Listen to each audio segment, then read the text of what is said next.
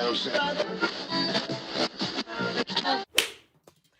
family, it's Marlika with another episode of Essence Check, a series where I try and review wines for the first time, break them down by the scope, the smell, and the sip, helping you find out what you like in your wines. So let's get to the heart of it. Feeling a little swaggy today, y'all like it? So today I'm going to be trying Cruz Alta Cabernet Sauvignon. So this wine is a red wine made from Cabernet Sauvignon grapes from Mendoza, Argentina. So unlike the past two wines I've reviewed, where they were a blend of grapes, this one is 100% Cabernet Sauvignon. So the front label of this bottle says, Cruz Alta Reserve 100% Cabernet Sauvignon, Mendoza, Argentina. That's just identifying where the wine comes from. And underneath it, it says 2019. So that would be the wine's vintage, basically letting you know when the grapes to make this wine was harvested. Aging says 10 months in 50% new barrels and 100% French oak. A reason why they wouldn't denote that is newer barrels are going to give you more like vanilla and more stronger flavors and aromas versus some older ones. And it also says they're made from 100% French oak.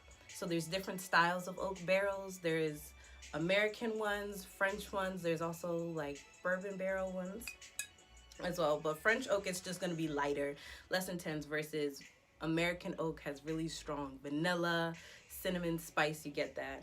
French oak is a little bit more understated. So for the winemaker's notes, it says it's a deep ruby red color, complex aromas with cassis, mature red fruit, and coffee from the oak. Rich and long-lasting on the palate, its tannic texture provides a smooth and pleasant finish. For any of my new winos that aren't familiar with the term tannin or tannics, it's the compound in wines that give you that dry mouth feeling, mostly found in red wines. You get it from when they sit in the skins. But so anytime you drink a wine and your mouth is kind of like, ooh, that's the tannins you're detecting. So before I open this one, I made sure to chill it, that way it wouldn't be at room temperature. With red wine, you want it to be a little bit cooler than room temperature, around 60 degrees, but not as cool as the other previous white wines that I tried. So if you don't have a wine chiller, you always put it in the fridge and then take it out about 10-15 minutes before you open it. Perfect.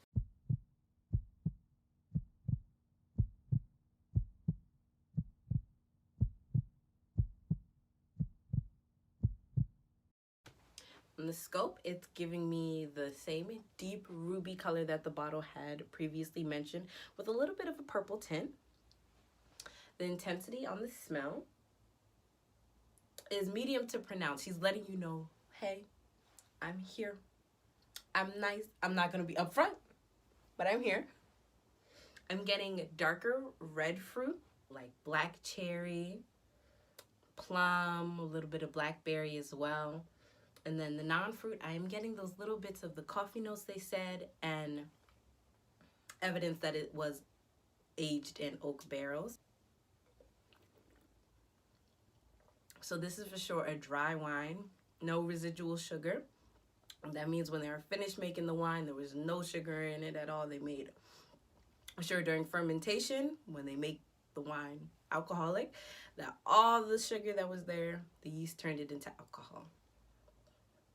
This does happen to give you a little bit of a sweetness flavor though, because of the fruit in it. So I'm getting really juicy blackberry. Like I just chomped on one. A little bit of dark chocolate as well. And in reference to the tannins and the acidity, very smooth and subtle. So the tannins again are that drying component, that component in wine that give you that dry mouth feel. So my mouth isn't really salivating or getting that tingling feeling, so it's not high in acidity, but it is, I do detect some, so I would say it's around medium. So if you want a red wine to try that's a little bit understated, not really in your face on the mouth and in the palate on the sip, but a pretty smell, this is your guy. If I were to pair this wine with anything, I would say a Thanksgiving meal, actually. It's very light in its intensity. That way it won't overpower anything. It won't be too strong or pronounced. Yet it has enough body to stand up to your turkeys and your chickens and all those good fall flavors that you like in a glass.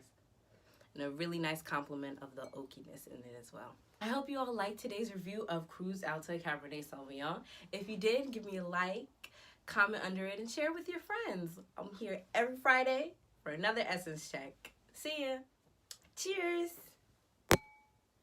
Wine kisses.